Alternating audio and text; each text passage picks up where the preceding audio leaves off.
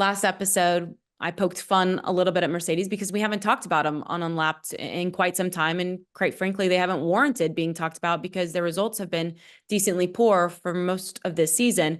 McLaren, I think at this point, we could come to expect maybe this consistency with both drivers and the car that they've put together, the way that they're driving. But what impressed you overall from Mercedes this weekend? Because this was kind of a night and day difference from what we've seen.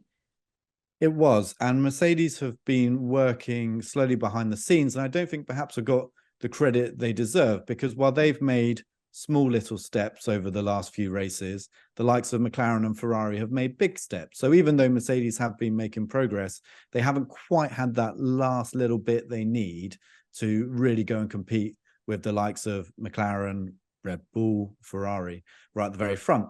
But in Monaco, they brought this new front wing, and it was only on George's car because there was only one wing in existence. So they could only go on one car. It went on George's car, and it had a good impact on it. But again, in Monaco, as we talked about in recent podcasts, if you qualify further back, you're not getting forward. So it didn't really show its true potential. But then come to Canada, all of a sudden, everything seemed to set up quite nicely for the team. They quickly got a car that was set up well. They only really had one dry practice session on Saturday morning, but they quickly seemed to nail that.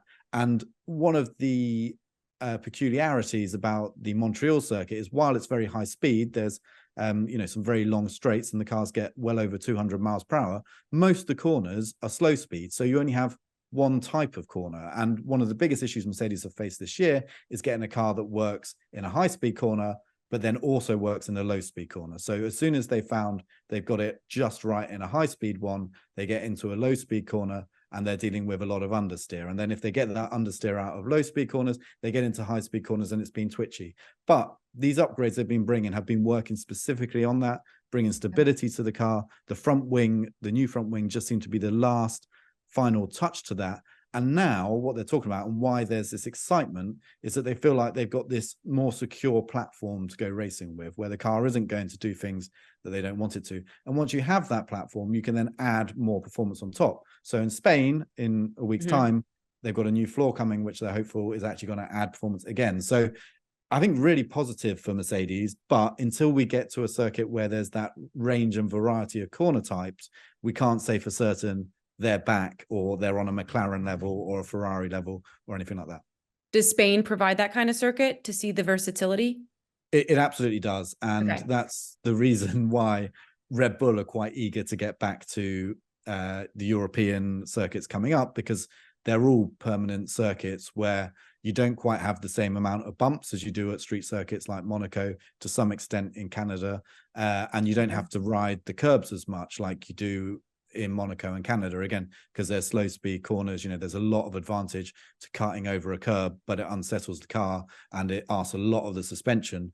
And right now, the Red Bull, when it's been going over those kind of corners, the suspension has been found lacking. It hasn't had the answers, to what it needs to get over those curbs, whereas some of the other cars have. So we go to Barcelona, curbs are a bit flatter and the corners are a big range of mainly high speed, but there's a couple of low speed ones there as well, and a few medium speed. And then that will give us more answers as to who's got a really well-rounded package, probably Red Bull, and who's still kind of working towards that, making progress.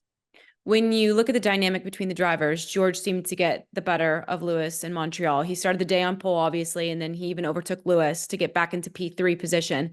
Lewis, I think we can all agree, was frustrated falling back into P4 because the team had put him on hard tires when he had requested that he stay or get on softs. How do you foresee this dynamic with these two? I know obviously Lewis is going to Ferrari in half a year's time now, but how do you foresee this dynamic playing out between the two as we move throughout the season? Well, that does add a certain element to it, the fact that Lewis is leaving at the end of the season. And while I don't think Mercedes, if you go into some of the darker areas of Twitter and Reddit and so on right now, you'll find a lot of fans with these theories about how Mercedes are trying to screw over Lewis. I don't think that's true whatsoever. Mercedes have no interest whatsoever right now in hampering or hamstringing one of their cars. Why would they? At the moment, they're struggling to get podiums, regularly. So they don't want to start creating issues. Self-sabotaging. Yeah, exactly. But there will be a case where you'll have situations where there'll be a better part or a part with a younger life on it or any number of things, because it's impossible to make two Formula One cars exactly the same. And naturally, whereas perhaps previously that probably would have gone to Lewis throughout his whole time at Mercedes, now perhaps some of that might be going towards George. But that is the nature of the situation there right now. But I don't think it's going to be enough to have massive swings in performance either way.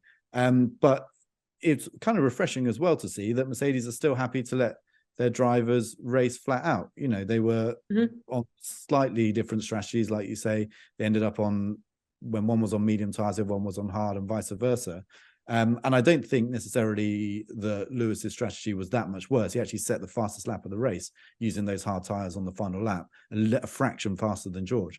But I think how that ends up, like, no matter what happens in it, people are going to look for reasons to say this is Mercedes sabotaging Lewis or whatever.